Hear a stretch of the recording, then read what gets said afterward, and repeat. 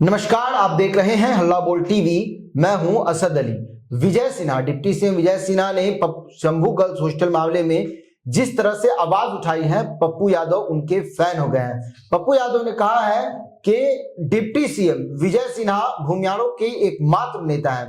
क्या कुछ बात हुई है पप्पू यादव और विजय सिन्हा के बीच में? आइए इस पूरे मामले को विस्तार से समझते हैं हल्ला बोल टीवी के संपादक दीपक शर्मा से। इससे पहले कि मैं कुछ कहूं, आप सुनिए कि पप्पू यादव ने क्या कहा है और आप सुनिए कि विजय सिन्हा ने क्या कहा है। उसके बाद हम इस पर आएंगे कि पप्पू यादव और विजय सिन्हा की बातचीत हुई तो क्या बात हुई दोनों के बीच।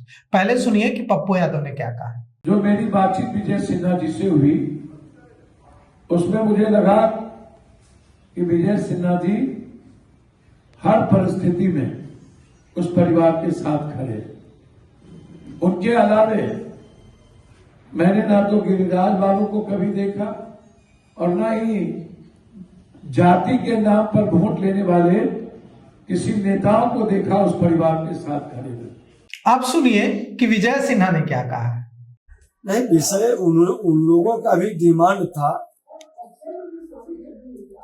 और उनके हम लोग मिलने भी गए थे। उन्होंने मांग किया था तो हमने कहा था कि हमने कल डीजीपी साहब से, गृह मंत्री जी से हमने कहा कि लोगों की हम जब पारदर्शिता से काम कर रहे हैं और इनको न्याय मिले, सच को सामने आनी चाहिए।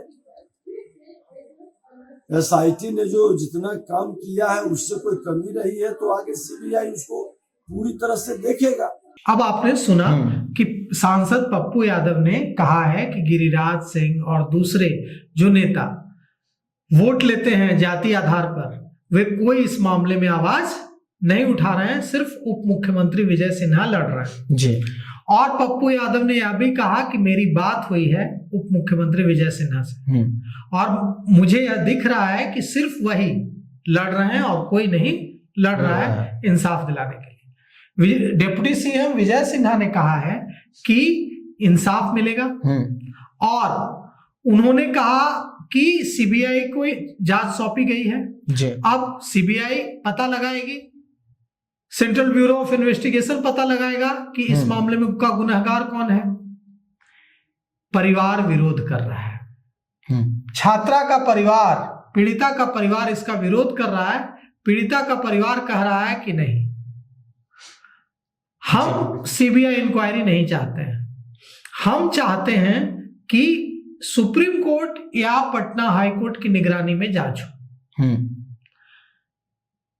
पीड़िता के परिवार को डर है, पिता को डर है कि अगर इंक्वायरी सीबीआई जांच शुरू होती है, सीबीआई इन्वेस्टिगेशन शुरू होता है तो सीबीआई इन्वेस्टिगेशन में सालों लग जाते हैं, अमूमन 10-10 साल एक केस चलता है। ऐसे में सच सामने आने में लंबा वक्त लग जाएगा और यह परिवार, इस परिवार ने अपनी बेटी खोई है। इस परिवार को पूरा हक है कि उसे जल्द से जल्द पता चले कि उसकी बेटी के साथ हुआ क्या था। तो अब इस मामले में पीड़िता के पिता ने क्या कुछ कहा है, हम आपको वो भी सुनाते हैं। सरकार तो सौंप दिया लेकिन हम लोग के द्वारा, हमारे परिजन के द्वारा सीबीआई का जांच नहीं किया गया। सीबीआई की जांच की मांग हम लोग नहीं किए हैं और हम लोग चाहते हैं कि सुप्रीम कोर्ट या हाई कोर्ट के न्यायाधीश के देख रेख में न्यायिक जांच हो ताकि निष्पक्ष जांच हो सके। उसके बाद फिर आज तक जो भी साक्ष्य को मिटाया गया है, पुलिस के द्वारा ही मिटाया गया है और मिटाने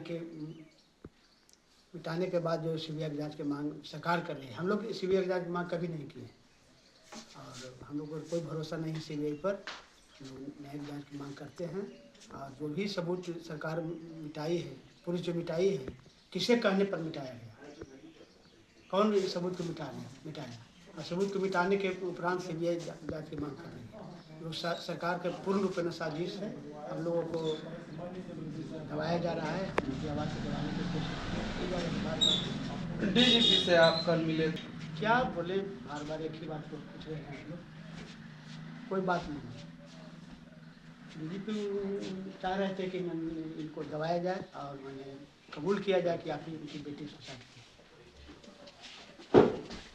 तो अब मतलब परिजनों की मांग है कि न्यायिक मजिस्ट्रेट के अधीन ये जांच हो। जी, माननीय उच्च न्यायालय या सुप्रीम कोर्ट के अधीन देख रेख में न्यायिक जांच हो। सीबीआई के बारे में हम किसी प्रकार का कोई भी जांच की मांग की।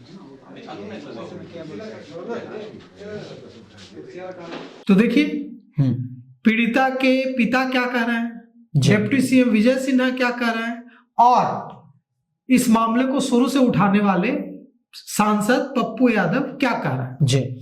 अब सवाल यह उठता है कि पीड़िता के परिवार ने पटना हाईकोर्ट का दरवाजा खटखटा दिया है।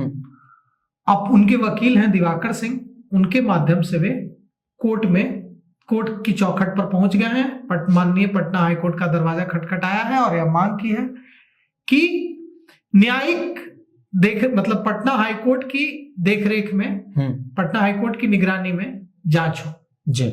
अब देखिए इस पर कोर्ट क्या फैसला लेती है, अदालत क्या फैसला लेती है, लेकिन पूरा बिहार यह चाहता है कि जो बेटी डॉक्टर बनने का सपना लेकर जहानाबाद के पतियामा से पटना आई थी, जिसने पहले प्रयास में नीट क्वालिफाई किया था, हालांकि उसका रैंक कम रह गया था, उसको न्याय मिले और उसके गुनाहगार जेल की सलाखों के पीछे पहुंचे। तो सुना आपने किस तरह से पप्पू यादव डिप्टी सीएम विजय सिन्हा के मुरीद हो गए हैं, लेकिन जनता डिप्टी सीएम विजय सिन्हा की मुरीद उस वक्त होगी जब जहानाबाद की बेटी को इंसाफ मिलेगा, न्याय मिलेगा। तो इस पूरे मामले पर आपकी क्या राय है, अपनी राय कमेंट बॉक्स में जरूर दें। तो फिलहाल इस पेशकश में इतना ही। आगे की खबरों के लिए बने रहे हल्ला बोल टीवी के साथ। धन्यवाद।